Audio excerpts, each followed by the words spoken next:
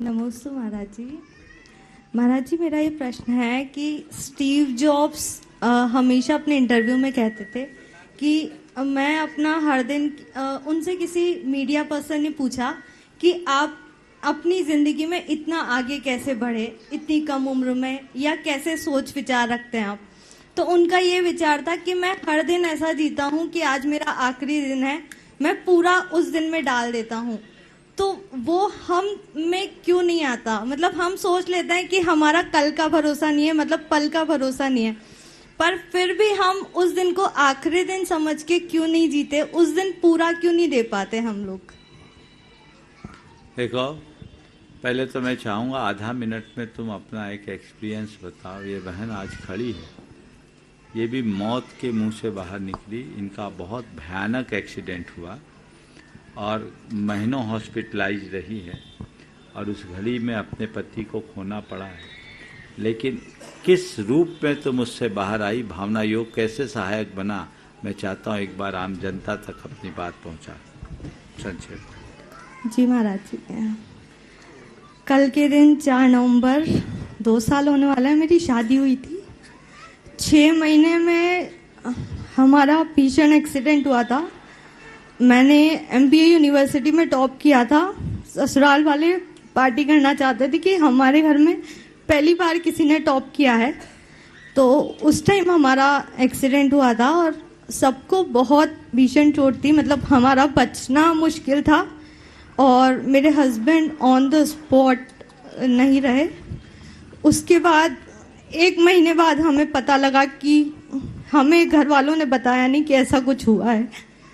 और उसके बाद फिर ये था कि अब आगे क्या करना है।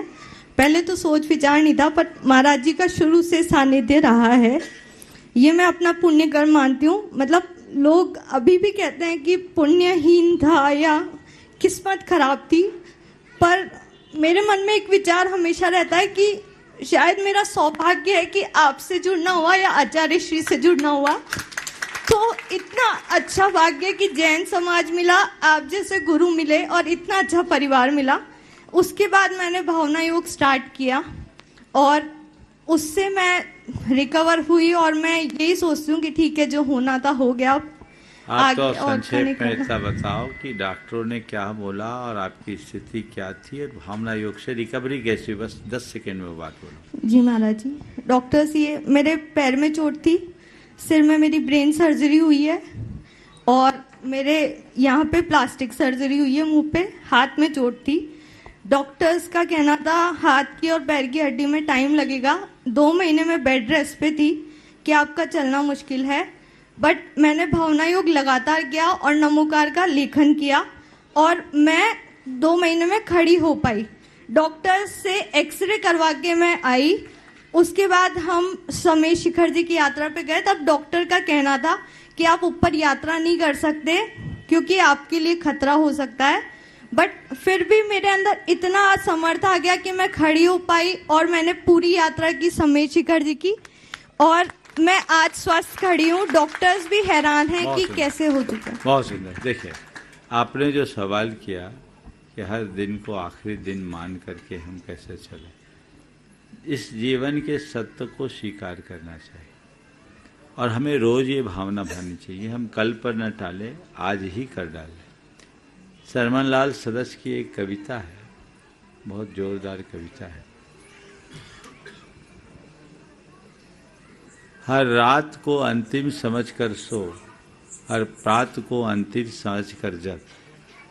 हर रात को अंतिम समझकर सो, हर प्रात को अंतिम समझकर जग। हर दोपहरी यह न तेरी हो, हर शाम तेरा रोक सकती मग।